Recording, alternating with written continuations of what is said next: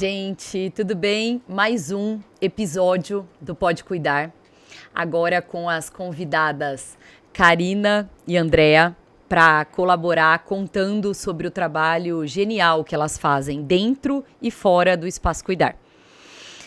Karina, seja bem-vinda. Muito obrigada. Ela chegou há alguns meses aí por perto, com um trabalho muito maduro que ela vai contar para vocês, onde ela é psicóloga na divisão de saúde, né? Isso. Atendendo polícia e colaborando no Espaço Cuidar com trabalho clínico e também processos de avaliação neuropsicológica. Exatamente. Andrea sempre junto, né? Já há alguns anos comigo, sendo muito especial e importante, lembrando muitas vezes do meu trabalho, querendo que eu apresente, me estimulando. A Andrea chegou na outra clínica que eu tive e continua por perto, agregando e estimulando. A Andrea tem um percurso na área de tecnologia que, assim, é impossível a gente hoje não conversar com a psicologia. Bem-vinda, Andrea, de novo em mais um e juntas. Ai, que bom. Obrigada, Thaís. Bom, vamos contar um pouquinho da gente? Vamos.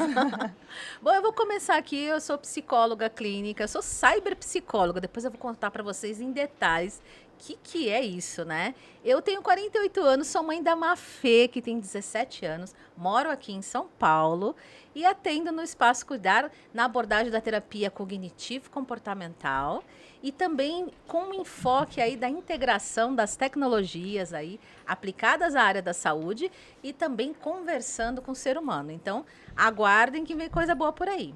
E você? Então, Andrea, eu sou casada, moro aqui em Alphaville, tenho um filho, né, lindo, menino de ouro.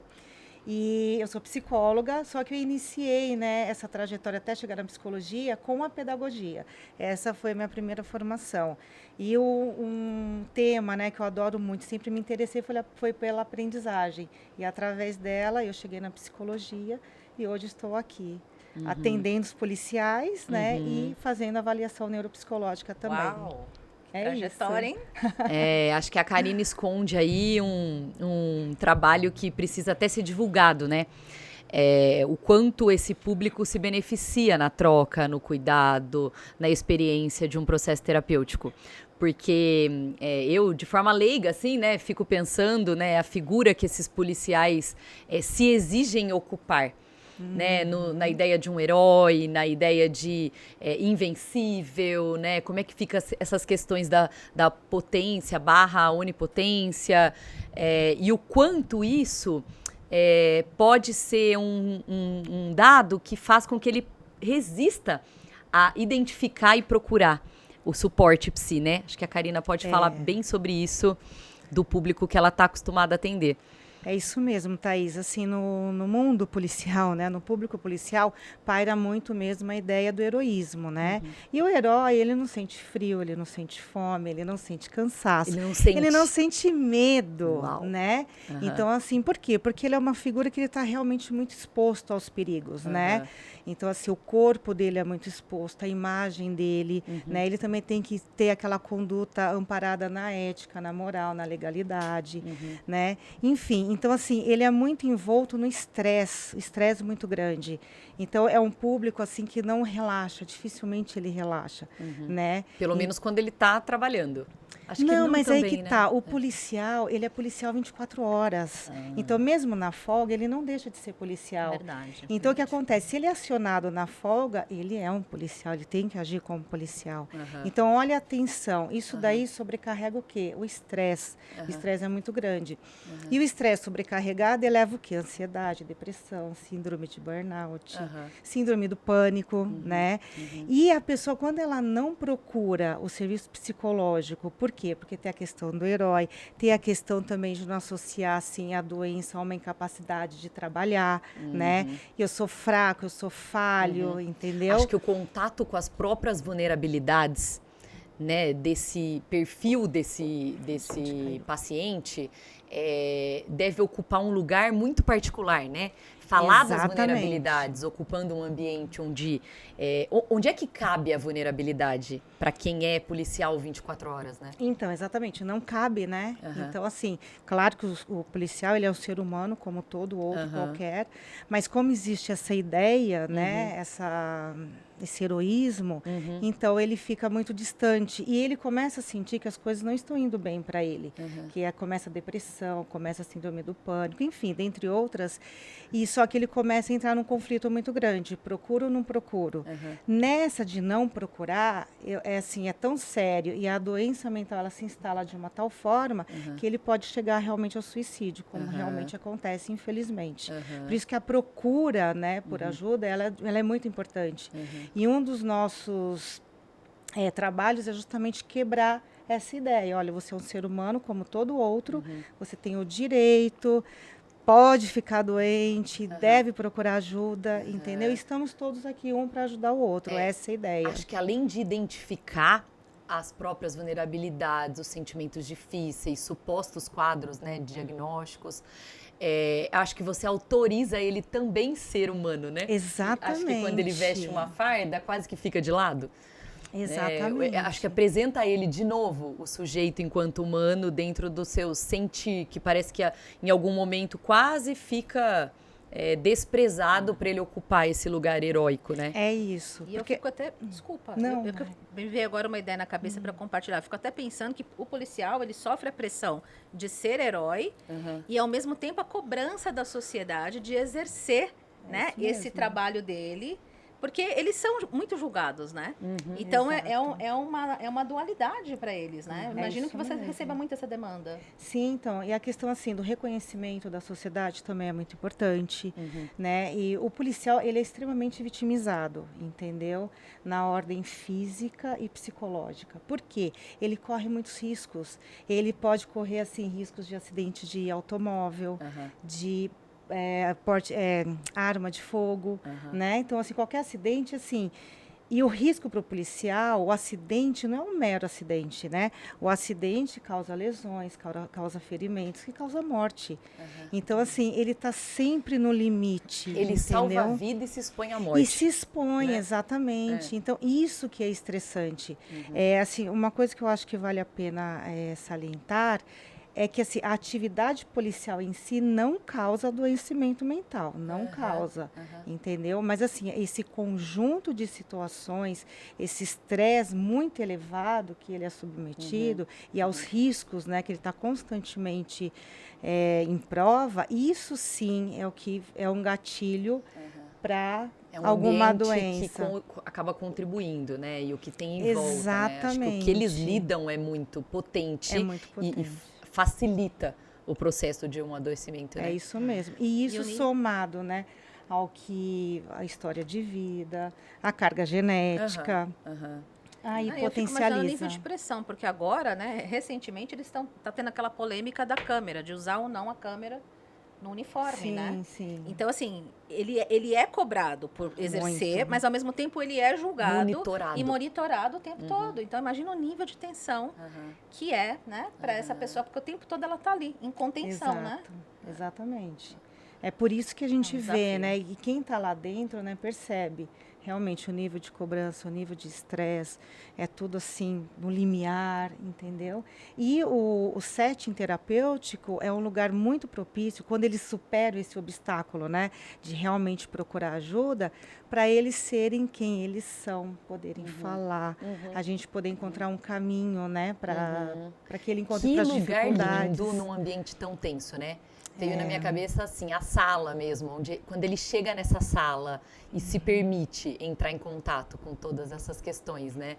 Imagino que encontro, que generoso esse encontro com essa pessoa dessa forma, desse jeito, e o quanto você não pode fazer por eles, né? O quanto toda aquela armadura, carapuça, sei lá qual que é o melhor nome, né? Pode ser deixada de lado e usar e entrar em contato, né? Com esse sujeito humano que habita e que tem tanto para contribuir com a sociedade por ter escolhido estar ali, né? E assim, quem vê o policial tem aquela imagem, né? homem forte, bruto, né, truculento. E quando você está num setting terapêutico, você vê que não, você vê que é um pai, é um filho, é um marido, é uma pessoa Desmonta, excelente. né? Exatamente, é uma pessoa assim que também, né, tá na vulnerabilidade dele, precisa de ajuda. É um ser e muitos são assim seres humanos assim fantásticos. E é muito gratificante esse meu trabalho, eu gosto muito. Que legal. Eu acho que essa sua bagagem, essa sua experiência também conta a sua tolerância a estar com o paciente que vive esse nível de estresse dessa forma que o policial te compartilha. Né? Então, acho que você também, enquanto psicóloga nesse lugar, deve ter desbravado um ambiente dentro de você para estar para o colega, para estar para o paciente que te procura sob uma ótica muito especial, né? Muito importante, assim. Sim, porque assim, o público policial, ele é realmente diferenciado, né? Porque, como eu já falei, o próprio tipo de trabalho é diferenciado, né? Então, assim, você também entender o que se passa, né? Você conhecer esse ser humano, né? Que tem a questão do ser humano, que é o que a gente atende, né? E mais a questão policial, então é um acréscimo. É muito bacana. Muito bom, muito legal, Karina. A Karina conta de um processo na educação, depois um trânsito aí nesse universo da polícia. E acho que, como vocês reparam, né, a maioria dos colegas psis não param e buscam mais e buscam outra, né? Porque o universo da investigação e de caráter psicológico acho que é realmente infinito. Continuou fazendo e se especializou em avaliação neuropsicológica, que é também hoje um serviço, né, uma prestação, um olhar, uma forma de colaborar, contribuir aí para os trabalhos de psicoterapia. Por exemplo, eu não faço avaliação neuropsicológica, mas muitas vezes identifico no meu paciente que poderia ser interessante. Os neuros, os psiquiatras têm indicado. E junto com a hipótese diagnóstica, né, que esse acoplado de ferramentas conseguem identificar, a ideia tem de dar um suposto nome que pode facilitar o processo aí que o sujeito está vivendo e que estava um pouco sem lugar. Então, acho que é legal também você contar um pouquinho sobre o que tem sido o processo de avaliação neuropsicológica. A Karina chegou para o Espaço Cuidar com esse intuito, da gente também ter esse tipo de serviço com a gente. Isso. E já tem alguns pacientes que estão sendo encaminhados porque a demanda para avaliação neuropsicológica realmente é bem vasta. É verdade. E a avaliação neuropsicológica ela é muito importante. Como eu falei, né, eu iniciei, né, a minha primeira graduação foi em pedagogia e envolve muito essa questão da aprendizagem. E o meu foco na avaliação também é esse, é a aprendizagem, é a criança, o adolescente, porque quando ele ingressa na escola, há um divisor de águas, né, da vida da pessoa. Então, assim, claro que antes ele já demonstra algumas coisas, né, sucessos e fracassos, mas é na escola que aquilo realmente vai eclodir, entendeu? Principalmente as dificuldades. E aí é que entra a avaliação neuropsicológica, que eu acho muito válida. E uma coisa que eu percebo, Thaís, é assim, que as pessoas às vezes têm receio do diagnóstico, né? Da hipótese diagnóstica, na verdade. Geralmente os pais ficam com um pouquinho de medo, né? Falar, será que meu filho tem isso, tem aquilo? Enfim, mas o que eu gosto de falar é que a avaliação ela é muito além do diagnóstico, né? Ela também investiga as potencialidades dessa criança, né? Ou desse adulto, a avaliação, enfim, ela é vasta. Mas, assim, as potencialidades, o que está preservado, para a partir daí começar uma reabilitação. E a partir dessa reabilitação, ele ter um funcionamento cognitivo diferente, qualitativamente diferente. Então, e que essa pessoa ela possa ser e estar no mundo de uma forma diferente, de uma forma melhor, que ela supere os obstáculos. Nos dois temas, né, você traz algo em comum. A resistência de procurar, né, tanto o policial quanto o paciente de avaliação neuropsicológica e as famílias. E depois o quanto é bom quando se tem esse lugar para ocupar com um nome, para relaxar, para entender melhor o que está acontecendo, né? Então, acho que a proposta da Karina tem muito a ver com isso, né? Informar que vale a pena quebrar a resistência para procurar ajuda, que tem muito a ser feito a partir desse movimento, né? Acho que culturalmente a nossa profissão, ela vem quebrando resistências, né? Acho que é uma profissão, eu enxergo ela como a gente com algo na mão, assim, tirando o caminho que é fechado, né? Acho que a psicologia já ganhou muito nesses últimos anos, depois da pandemia, então a Andrea vai falar muito sobre isso, né? O quanto a tecnologia compartilhou e fez com que ela ocupasse ambientes que nunca imagino que demoraria, talvez, para ela chegar. Apressou, né, esse lugar, mas vale a pena. Vale a pena você se abrir para viver uma experiência, uma oportunidade depois de quebrar essa resistência, né? Exato, porque assim, o conhecimento liberta, né? Então, se você saber o que está acontecendo com você ou com o seu filho, gente, encontrar uma nova possibilidade, nossa, eu acho isso fantástico. E o quanto tem tratamento, né? Tudo tem. Tudo uma coisa tem. que eu acho bem legal, assim, na avaliação neuropsicológica, porque, assim, o ser humano é um ser integral. Então, quando a gente trabalha a psicologia, a gente está trabalhando muito a questão da emoção, né? Da mente, do sentimento. Mas a gente tem uma parte bioquímica, uma parte fisiológica, que é uma engrenagem que faz com que tudo isso aconteça.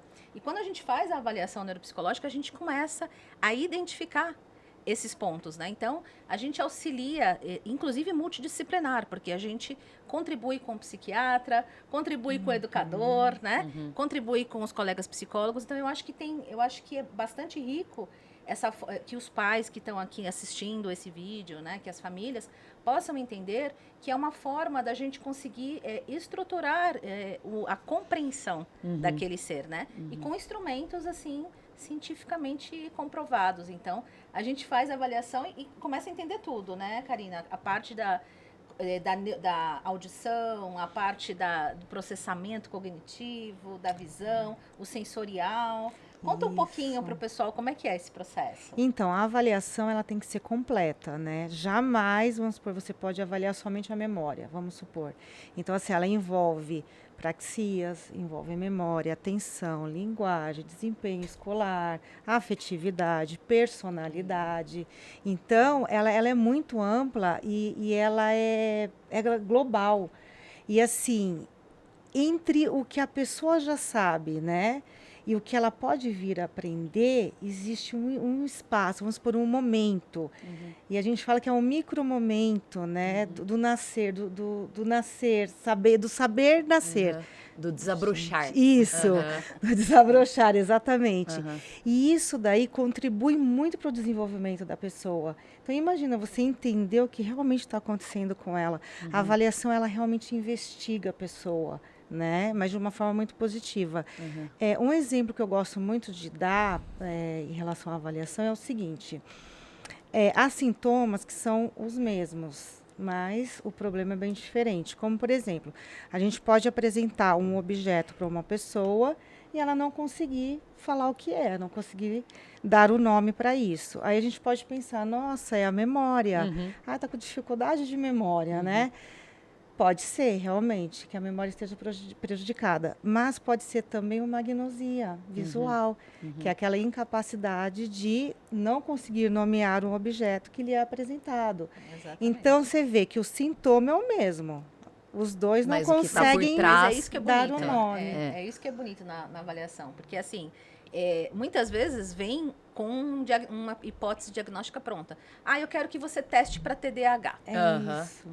Né? E não existe teste para TDAH. Não. Né? Na verdade, a gente olha o todo e aí a gente compreende, super bom um exemplo, né? Aonde está a questão. Porque ela pode ser um sintoma lá na ponta, que no fundo tem uma causa no neurodesenvolvimento infantil lá atrás. Exatamente. E também amplia várias faixas etárias, né? As crianças são as que mais fazem. Mas conta um pouquinho pra gente, tem outras idades também? Não, tem? nossa, tem. Acho que cabe a todos que tiver algo, ou até por curiosidade, né, e investigar nesse sentido, né? Não, devem ter muitos adultos que infelizmente não tiveram a oportunidade, não foram encaminhados para um processo que poderia ter contribuído muito no desenvolvimento da vida em geral, né? Isso é verdade. E de alguma forma ficou estigmatizado com alguma coisa que nunca olhou e emocionalmente o quanto isso pode ter comprometido, né? Nossa, com certeza. A Andrea aí é uma estudante também, cheia de formações e que também não para, de avaliação neuropsicológica, né? Que é uma formação densa, bem importante para, de fato, se habilitar para estar fazendo esse tipo de testes, né? De combinação. E acho que junto com esse trabalho de avaliação neuropsicológica que ela está amadurecendo, a Andrea tem trabalhos incríveis e muito modernos, com uma linguagem que eu acho que vale a pena você explorar, que é a ideia da tecnologia favorecendo e também desfavorecendo, que eu acho que para mim é uma parte bem legal de você compartilhar. Vamos lá. Puxando esse ganchinho final, né, da avaliação neuropsicológica, a gente tem instrumentos, inclusive, quando a gente fala, por exemplo, dos idosos, né, Karina, que a gente estava comentando, que é muito legal porque você não só avalia, mas você cria propostas de intervenção. Então, você auxilia os pacientes a criar juntos tratamentos, a criar formas disso se ajustar, né, se você tem alguma questão. E para os idosos não é diferente, principalmente porque eles trazem questões que a gente simplifica dizendo que é memória. Eu tô com problema de memória. Mas muitas vezes pode não ser, né? Pode ser processamento cognitivo, pode ser atenção e foco, né? Pode ser até uma questão também de neurotransmissor, que é uma questão bioquímica. Então, tem muita coisa para a gente avaliar. Desde as crianças, adolescentes, adultos e idosos, né? Todo mundo tem contribuição se vier a viver essa oportunidade, né? E tem uma parte, né, da neuropsicologia, aí você vai me ajudando a complementar, né? Que é essa questão da reabilitação, que é justamente um passo que, à medida que eu avaliei, que eu compreendi, né, o funcionamento daquele indivíduo, inclusive cognitivamente, neurocognitivamente, aí eu vou fazer um processo de reabilitação se necessário. E é muito comum, tanto para alguns tipos de psicopatologias, alguns tipos de transtornos que a gente atua, como também para os idosos, né? Que eu tenho uma simpatia em particular, né? Porque eu acho que é uma idade em que a gente precisa auxiliar a estimulação, né? O nível de atenção. Até pela trajetória de vida, muitas vezes a gente vai deixando de usar algumas funções dessa nossa máquina aqui, e aí acaba que a gente vai adormecendo ali algumas formas de funcionar. Então, quando a gente fala de reabilitação, e a gente fala de muitas outras formas de trabalhar a área da saúde, a gente usa as tecnologias aplicadas à área da saúde. Então, o que a Thaís estava contando um pouquinho para a gente, né, é que eu sou uma cyberpsicóloga, então eu sou uma estudiosa desse fenômeno das tecnologias, né, na vida do ser humano, esses avanços tecnológicos que a gente teve, esse boom depois da pandemia, como tudo isso funciona dentro da gente, como tudo isso impacta. E aí, e também que a psicologia, né, e a medicina como um todo, a área da saúde, pode se utilizar dessa tecnologia em favor. Então, quando a gente fala da reabilitação, por exemplo, a gente tem soluções de realidade virtual, que são esses óculos aqui que os gamers, assim, usam mais, né? Esse aqui é um deles, mas a gente usa muito o Quest, que é um outro óculos que a galera que curte aí, game, né? Usa bastante, e que são óculos que a gente pode propiciar uma experiência de imersão, que a gente chama, né?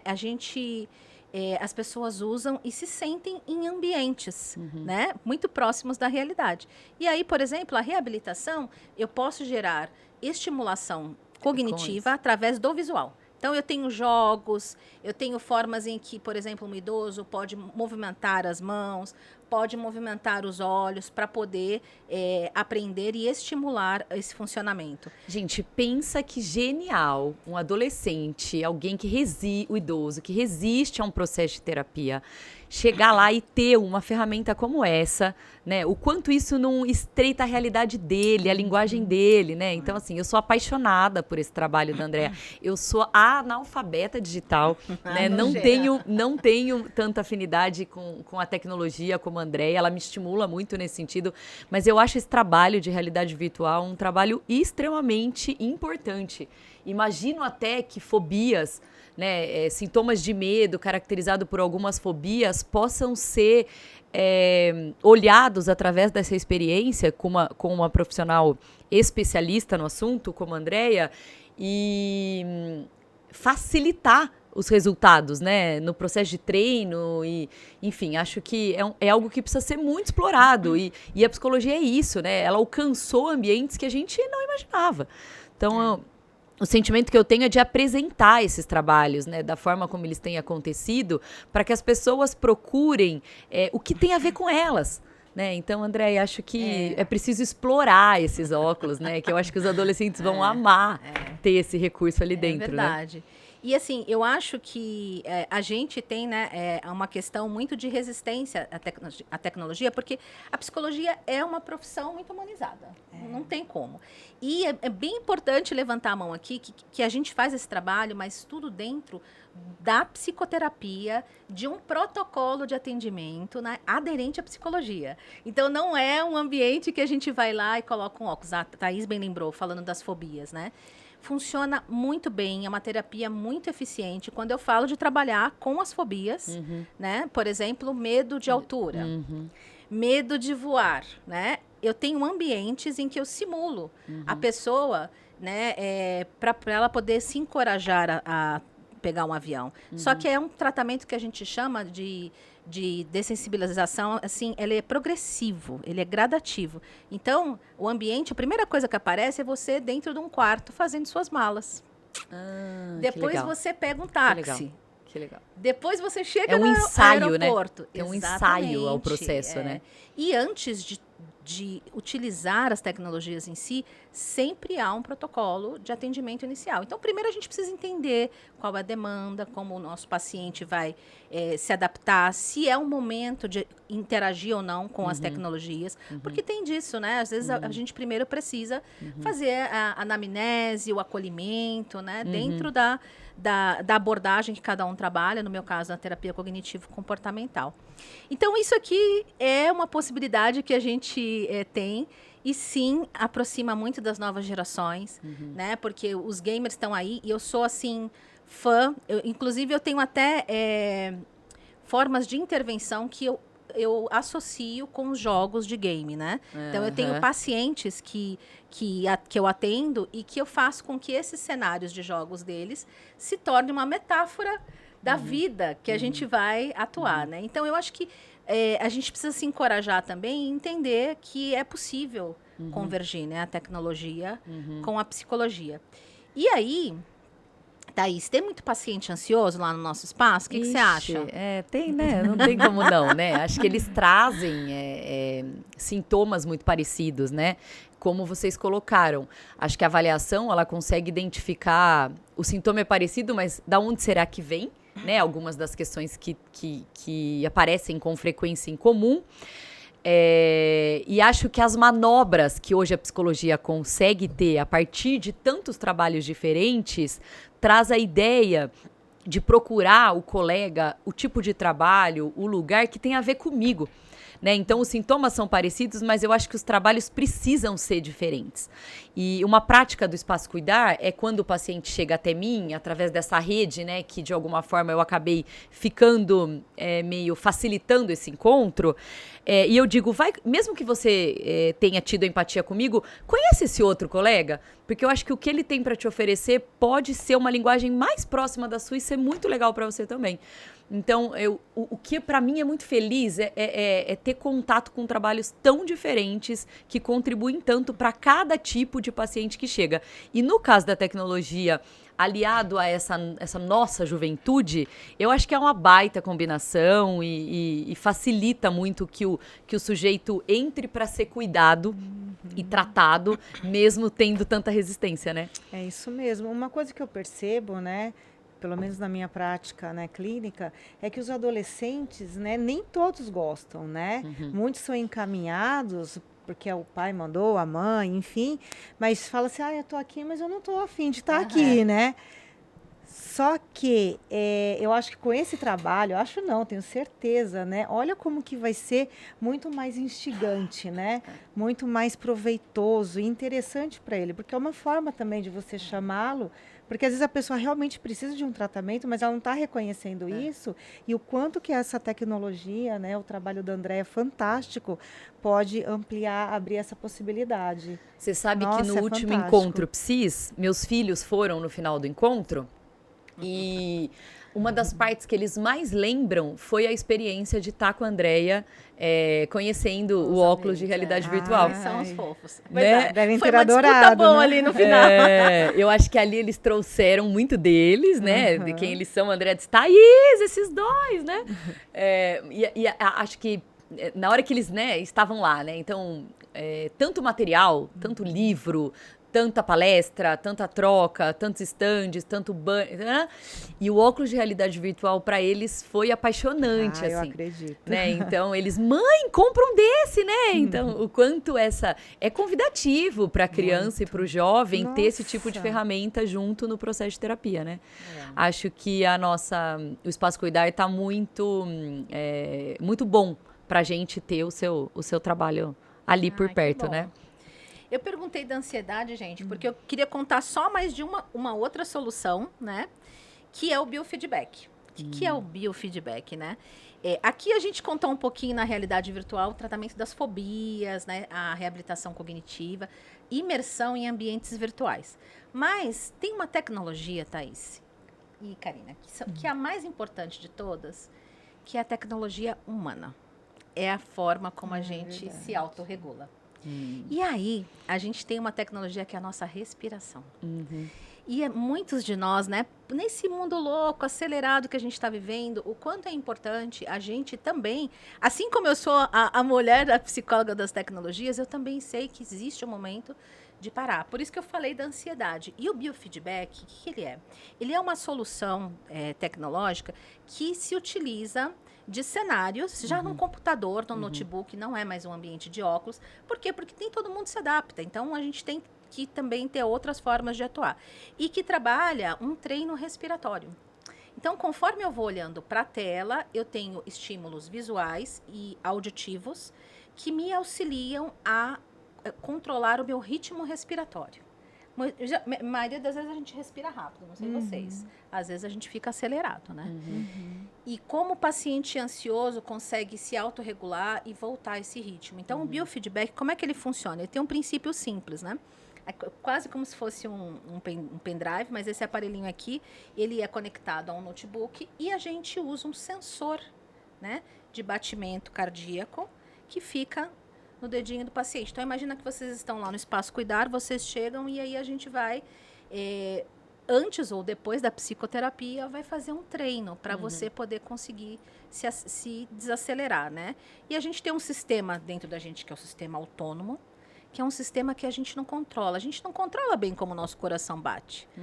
E a nossa respiração também, a gente não fica pensando o tempo todo como ela se dá. Então, esse treino vai auxiliar com que a gente condicione esse sistema autônomo a respirar e esse coração aqui a bater e bombear de forma a gerar um equilíbrio no nosso organismo. Então, o biofeedback também é uma solução aí de tecnologia, né? Muito simplificada, muito acessível e que pode auxiliar aqueles pacientes, dentre outras. Eu coloquei ansiedade, mas é claro que ele auxilia muitas outras demandas também. Acho que a Andrea tem recursos e ferramentas para tornar consciente um monte de movimento que são extremamente importantes e que podem passar despercebidos. Né? Então, perfeito, acho que é muito legal pensar a possibilidade dessas técnicas que você estuda e traz para o Espaço Cuidar e para a sua forma de trabalho, que tem muito para beneficiar e que se a gente não consegue comunicar para os pacientes, nem imaginam que isso existe. Então, assim, Andrea, muito legal. O seu trabalho eu acho incrível, eu acho moderno, atualizado, né? A frase que você tem sobre a gente se adaptar, sim, como um traço de saúde mental, sim, se a gente não tiver essa capacidade, isso faz com que a gente adoeça mais facilmente. E o quanto você traz com muita seriedade no universo da psi, toda essa atualização da tecnologia e desses instrumentos, dessas ferramentas aí que estão sendo criados, né? É isso mesmo, você disse muito bem. Às vezes a gente materializa o que a gente não consegue transmitir pela emoção. E quando você usa os equipamentos, eles produzem biofeedback, é um feedback do organismo. Então, produz gráfico, produz telas. E acho que para quem é menos subjetivo, né? Para quem gosta do dado concreto, tanto a avaliação neuropsicológica quanto esse tipo de resultado ajuda a diminuir a resistência. Né? Pessoas de formações da área de exatas, né? Essa semana eu recebi um pai que diz, Thaís, para mim é muito difícil olhar as coisas sob esse ângulo tão filosófico, tão existencial, tão subjetivo. Dentro da minha história e da minha formação, eu fui treinado para olhar as coisas através dos números, através dos dados, dos gráficos. Então, acho que é um baita formato de estreitar quem procura ajuda numa linguagem que casa como aquele sujeito chega até ali, né? Então, muito legal. Eu sou super fã, você sabe? E quero contar para o mundo, né? Tudo que você tem aí para fazer com a gente no espaço. Realmente, é muito fantástico o seu trabalho, super interessante e realmente na clínica isso faz toda a diferença. Eu que pego também muitas pessoas ansiosas lá no ambiente policial, nossa, com uma tecnologia dessa é muito interessante. E faz toda a diferença, com certeza. Muito legal. A gente tem planos de mini cursos, né, da Andréia compartilhar esse tanto de informação em ambientes, às vezes até como esse, né, para que isso também vá chegando em outros ambientes. Exato. Então, pode ser nas empresas, pode ser nas escolas, pode ser num ambiente de trabalho como o da Karina, né? Então, a gente tem essa ideia desse projeto, né, Andréia, de trazer mini cursos de informação, de orientação, de compartilhar a tecnologia aliada ao processo de desenvolvimento e saúde, né? Isso. Eu até vou complementar, a gente sempre conversa, né, Thaís? A tecnologia tem o lado A e o lado B, né, gente? Então, eu brinco que o lado A é o lado bom, é o lado funny, é o lado que a gente se desenvolve. Mas tem o lado B, que é o lado do uso excessivo. Que então, também é um tema super explorado, né? É um tema que tem ganhado cada vez mais espaço aí e que os pais têm trazido muito essa preocupação com as crianças, o uso das telas, né? Em excesso. Em excesso, exatamente. Então, muitos de nós, às vezes a gente, e que é o que o mini curso, a gente vai ter um encontro de psicólogos aqui em 20 de outubro, né? E a gente vai começar a desenvolver esse tema no Espaço Cuidar também, que são cursos de orientação para pais, né? Para adultos, para entender como lidar com essa tecnologia, porque ela gera, eu também estou estudando nessa parte de dependência tecnológica, ela gera uma dependência, assim como as drogas e como qualquer outro tipo, né, de adicção, não é diferente, a gente está usando demais. E as crianças, por exemplo, deveriam estar usando a partir dos 2 anos. Antes dos 2 anos, nem é recomendável pela associação aí de pediatria usar. E, no entanto, a gente já vê os bebês aí no touch, né? E aí a gente precisa trazer isso, a gente está trazendo também para o nosso universo aí neuropsicológico, que isso afeta o desenvolvimento infantil, o desenvolvimento cognitivo. As habilidades sensoriais e motoras se perdem aí nesse começo, quando a gente... Olha que legal, né? Você fala primeiro do quanto isso favorece e estimula, e depois você fala que tem um limite disso que leva ao adoecimento, leva a prejuízo, né? Então, assim, acho que essa consciência, André, ela é nova. E ela precisa ser compartilhada porque a gente, no lugar de pai, também fica meio perdido do quanto deixa, do quanto não deixa, o que é bom, o que não é bom. Também não dá para deixar sem, porque senão vai ficar muito longe do que a realidade pede, né? Então, acho que esse limite, esse cuidado, de novo, né? A palavra do cuidar, do pensar sobre, do tornar consciente, é um dos trabalhos muito legais que você também compartilha com aquele que chega em excesso do uso da tecnologia. Isso. E não só os pequenos, viu, gente? Mas os adultos também, né? Nós, em geral, estamos muito nas redes sociais, né? E isso também atrapalha o nosso processo, a memória, o foco, a atenção, o sono, tudo isso é muito prejudicado. Tá invadido, né? E a gente está no mundo, Thaís, que agora a gente está aprendendo como lidar com essas novas demandas que a tecnologia nos traz. Que é, por exemplo, o cyberbullying, né? Que é o bullying virtual. Que os nossos pacientes chegam, que é a cyberpornografia, o uso excessivo, né, dessas telas nesse contexto. Então, assim, tem muita coisa acontecendo, os relacionamentos virtuais, né, quanta demanda a gente não recebe. Então, estudar esse mundo virtual, esse mundo tecnológico, acho que faz parte do nosso, da nossa profissão. Muito legal, genial, atualizado. Muito obrigada por terem vindo, obrigada sempre por toparem as minhas aventuras e os meus movimentos. Eu acho que são experiências que eu não conseguiria viver sozinha, então para mim é bem importante que vocês confiem. Karina, bem-vinda. Muitíssimo obrigada. Muito obrigada, estamos bem felizes aí com a sua presença e com a sua parceria também. E o que a gente puder contribuir, compartilhar, estamos juntas. Muito obrigada. Quero até ressaltar que fui muito bem acolhida, assim, foi um momento muito fantástico por você, Thaís, e por toda a equipe. E eu só tenho que agradecer mesmo. Legal. Estamos Até juntas. mais. Obrigada, Tá. Até.